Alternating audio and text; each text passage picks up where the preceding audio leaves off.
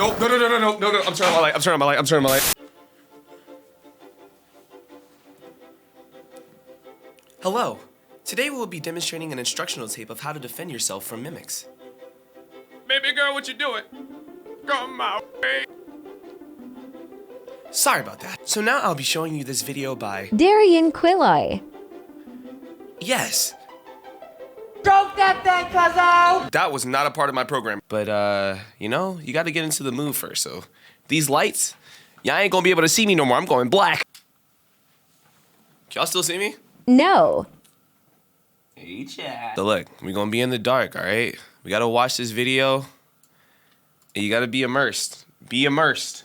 We're in Bravo 6. Everyone get comfortable. Warning, this video talks about the showing of imagery of graphic content like blah, blah, blah, blah, blah, blah, so be ready, be prepared. This is not any games. Classified material, federal law. Oh my gosh, they're putting federal law in here too. On planet Earth, life has thrived for millions of years. Okay. Creatures big and small have found ways to adapt and evolve to flourish in all types of environments. From barren wastes to lush forests, life can be found. Okay. Earth has homed these creatures since the dawn of life itself. Only until very recently, things have changed. New life forms have appeared all around the globe and completely changing the balance of nature and what we know about evolution itself. That is why we, at National Living Meat Research, have been studying these new species, trying to help educate everyone about these creatures and their wondrous ways of life. First, what are these new life forms? Okay. Since their explosive arrival across the globe in 1931, there has been much debate on what these newcomers are and where they came from. Are they extraterrestrials coming to invade Earth? Or are they demons who come from hell to purge humanity? From what our scientists have discovered, no. The origins of these creatures are solely to Earth, miraculously out of nowhere. We don't know why or how, but one thing is for certain, Earth is now their home. What these creatures are is mysterious and still not well known today. But here is what we do know. These creatures are comprised mainly of muscle tissue, organs, and bones. They greatly resemble animals with no skin, or store-bought meat. Because of these characteristics, they have been named accordingly as Vita Carnis.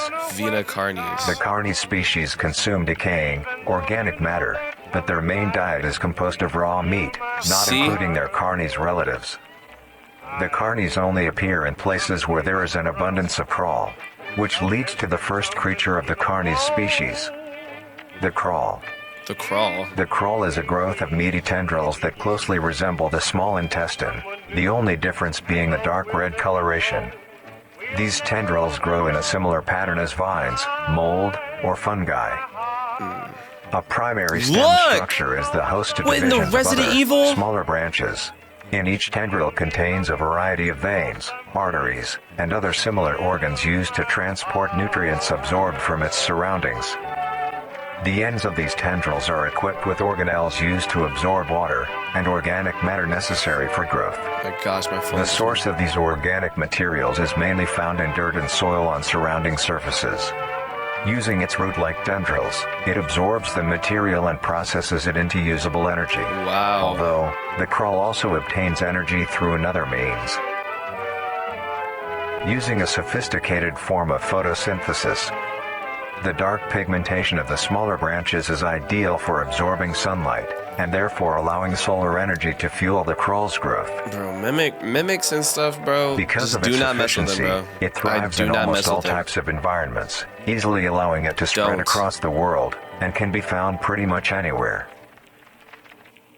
Its recent inclusion in the ecosystem has caused many major changes in nature's balance. One may assume that the crawl's presence may outcompete any other competitors, but due to its unique life cycle, where old branches fall off and decay into nutrient-rich compost, all forms of life seemingly flourish instead. Okay. The crawl's abundance grants plenty of nourishment to all animals, from plants feeding on the decayed crawl, herbivores thriving on increased plant population, and carnivores feeding on both the abundant prey, and are able to eat the crawl as well. The presence of all these animals leave behind waste, which will be broken down and consumed by the crawl, and the cycle begins again. Oh, okay. This form of symbiosis leads to an environment where all populations thrive. Humanity also uses the crawl to our advantage. Because of the supernatural rate of growth and its richness in nutrients. What the heck was that? No. See, I'm not the person you're gonna skip. Because of the supernatural rate of growth. I'm not the one, bro. Radio tower overgrowth with crawl. Radio tower Its richness in overgrowth. nutrients, it has been sustainably cultivated. Are you into growing domestic it? farms. The crawl is harvested and processed into fertilizer, which greatly increases crop yield and quality. The crawl may also be used as a food source for humans, and reliably so. But due to its unkindly appearance and taste, it has yet to reach cuisine standards. Thank you. Put that in the past, please. The crawl also plays a very important role in the next creatures that we have been studying. Sometimes, in a crawl-populated environment, a node of meat may develop on one of the branches. This node will fall off and grow into a functioning organism, and go to live on as an independent animal. What is that? Like, This you know what I leads us mean? to Like, the upcoming can we? species that we will be discussing. The first of these creatures are the Trimmings. No. Y'all try to skip it. The first of these creatures are the Trimmings. We gotta go slow down footage. What is that? Try to cut this out the film. Whoa, this looks like some old timey. I can barely read that, but the Langdom was what? The Trimmings. Okay, the Trimmings Trimmings. are small animals that resemble Look at his skinned face. raccoons. They are commonly known to have a plump body, round head, small eyes, nose and ear holes, and an agape mouth. They are also equipped with a diversity of limbs. All individual trimmings are unique, each with a different body shape, number of limbs, and other characteristics. One thing they all share in common is that they are made mostly of meat tissue, and are a maximum of 20 centimeters in length, no Yeah. larger than a basketball. Ew. Its life starts with its separation from the crawl. It will wonder to find anything that is edible and able to consume. Although it is an omnivore, being able to hunt meat and forage for plant matter, trimmings are almost entirely scavengers. Their diet consists of rotting plants and meat, including, but not limited to, fruits, vegetables, roots, seeds, insects, and deceased animals. That's nasty. Although its appearance is unsightly, Can we it kill is a it? cowardly creature, only fleeing, screeching, and hiding when threatened. Because of its lack of defensive traits, it lies near the bottom of the food chain. It doesn't making matter, It easily it's- overpowered and picked off very regularly by predators. Yeah. Okay. Lying, bro. Naturally, No way. its population would eventually die out. This is not the case. The crawl constantly produces a large quantity of trimming nodes, keeping up their numbers. See? Naturally, trimmings can be found wherever there is abundant crawl. Everywhere? Trimmings grow at a decent pace, reaching maturity at around 7 months, having a maximum lifespan of 2 to 4 years. Although they are plentiful, humanity has no proper way to implement trimmings into society. Their overabundance has even considered them. What would you do? What would you do? If you see that in your attic, that is in someone's attic. It looks like, at least. Or is that like a train track? I don't know what that is, bro. But imagine you wake up one morning, you hear like something crawling in your wall. You know what I'm saying? Like something's just always moving in your wall at this certain time of night. Every night you sleep, it's moving and moving and moving and scratching to the point where you can't even sleep anymore. So you're like, okay, let me decide to call someone up, maybe an exterminator.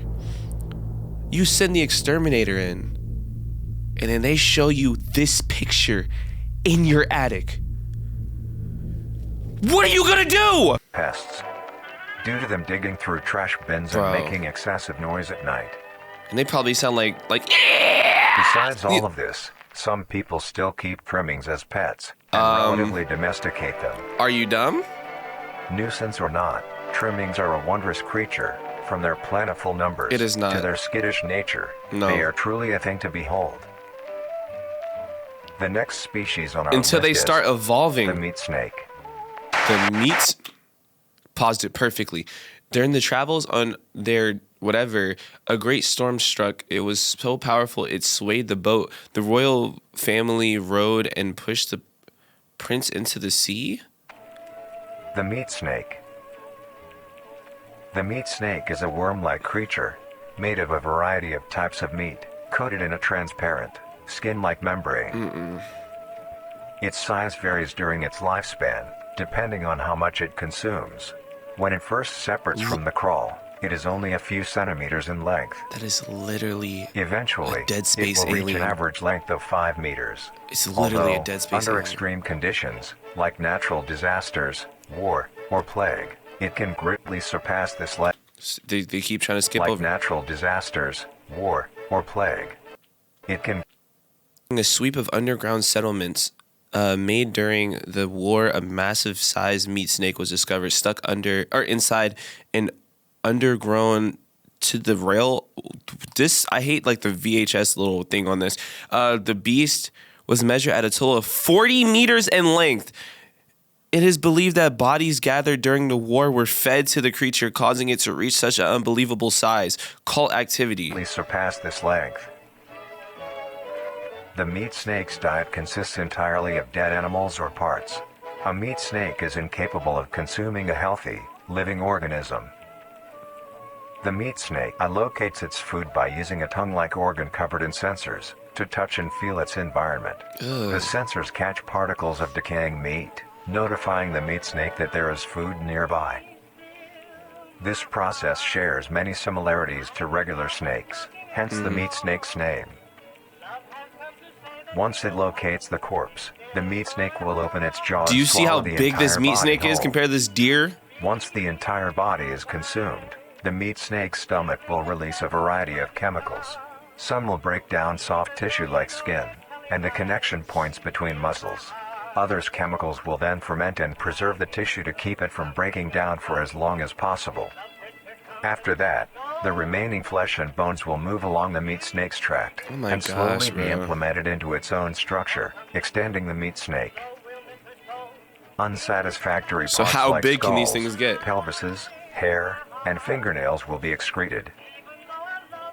Speaking of skulls, the meat snake will take the skull from the consumed organism and use it as its own.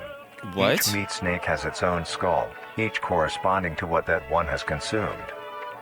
During its lifespan, it will swap or replace these skulls if needed.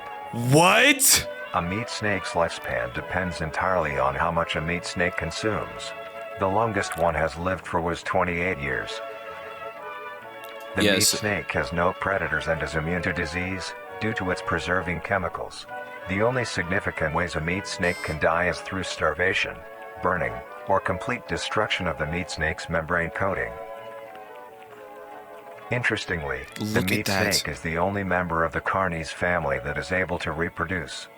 When a meat snake reaches an excessive size, and is in the conditions to do so, it will commence mitosis, splitting itself in two. Then the now two meat snakes will go on their separate ways and live on as two distinct organisms. Bro, that's literally Meat world snakes can domination. only be found in moderate temperature climates, not too hot, not too No, cold. that's literally Their world population domination. depends entirely on the amount of corpses available. Literally. Where there is death, Now imagine there they are meat find snakes. graveyards.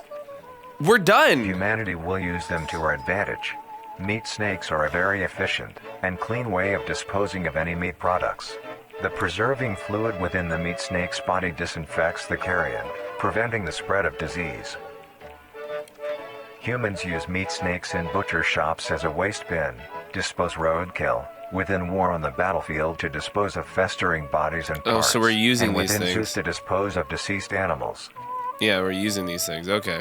They are extremely tame, not caring if any creature is around them, only acting defensively when it is within consuming a meal.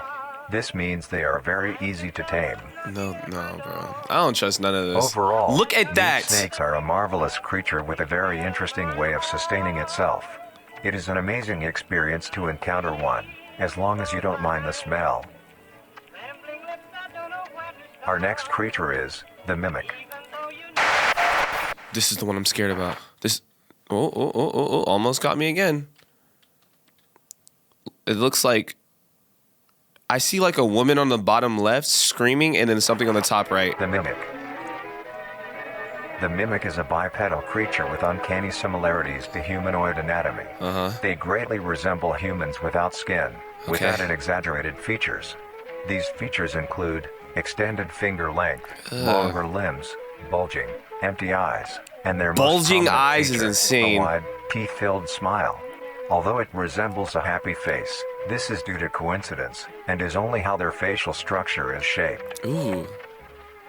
The maw of the mimic contains much more teeth than humans, and their teeth is comprised almost entirely of incisors, with some canine and premolars in the back. Oh my gosh, bro. This tooth composition is ideal for biting down onto meat and swallowing Chuck's whole.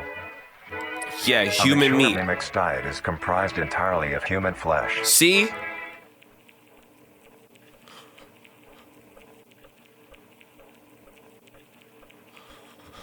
Because of this, oh my they're found gosh, solely around human populated areas. The mimic's life cycle is made of 3 stages. I'm panicking. I'm starting to see stuff in my camera view, bro. In the first stage, a young mimic separates from the crawl. They closely resemble their trimming relatives, but are thin, sleek, and only have 4 appendages. In this stage, the young mimic will hunt small animals, moving on to larger and larger as they grow. Once large enough, it will begin metamorphosis into the next stage of life. Once fully transformed, it will resemble the description mentioned in the beginning. Its hunting style changes and becomes much more complicated. It now stalks and feeds only on humans. It will locate human-populated area and begin its search for an easy target. To blend in, it may use objects to conceal itself. Like clothes? These include clothing, mannequins, and furniture. Once a target has been found, the mimic will observe its prey and learn its routine and when it is most vulnerable. This is typically when the human is asleep at night. Once the prey is within position, the mimic will advance silently until it is close enough. Oh my gosh. The mimic will then execute and immediately begin consumption. Once the mimic has had its fill, it will leave the scene, a fair distance away from the human population, and begin to digest its meal. Although, in the case that a human is awake, a mimic will use a variety of sounds to either... Oh my gosh, bro. Don't, dude. Oh my goodness. Gosh, I hate this. Lure or startle prey into cornering themselves. Okay. Once a human is in place, it will swiftly attack and kill the helpless target. What? Oh my gosh, oh my gosh.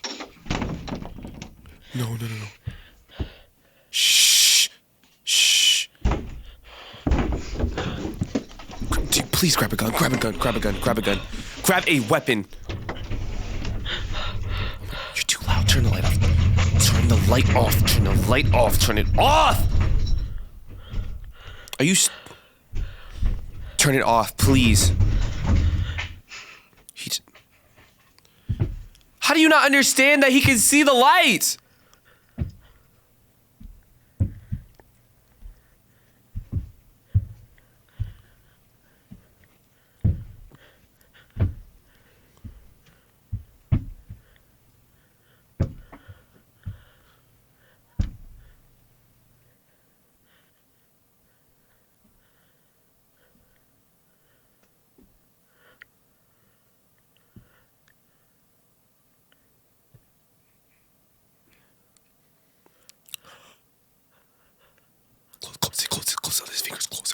Close on his fingers. Slam his fingers. You're just gonna sit there and watch. Are you stupid? Oh! No. I'm turning my light. Oh my gosh. Oh, no. I can't do it. No. I'm turning my light. Oh my gosh. Oh, no. I can't do it. The next stage of the mimic's life cycle has 2 potential morphs it may develop into. Nah, bro. If a mimic has a I literally almost just felt, food, bro, I can't do it. It will develop more human-like features. It will grow skin, hair, and by the end will look nearly identical to a human being. It now can blend entirely into civilization and lure other humans more effectively. The second type of morph happens when a mimic receives an overabundance of food. It will grow into a larger, more evolved hunter. Its proportions will increase in length, and its humanoid features will fade away. It grows a thick, dark coating of a flexible skin, which is highly durable, and increases in strength the more the elder mimic consumes. This excludes the face, which is now coated in a pale pink skin. The mimic's teeth have also moved deeper into the mimic's throat, leaving its mouth a toothless grin. It uses the dark hue of its skin to hide seamlessly within a dark environment. Its skills have also been heightened. This makes an elder mimic one of the most efficient predators on the planet. Because of the obvious threat this poses on humanity, nations around the world have released instructions on how to be able to fend for yourself in a mimic encounter. Here are the instructions. 1.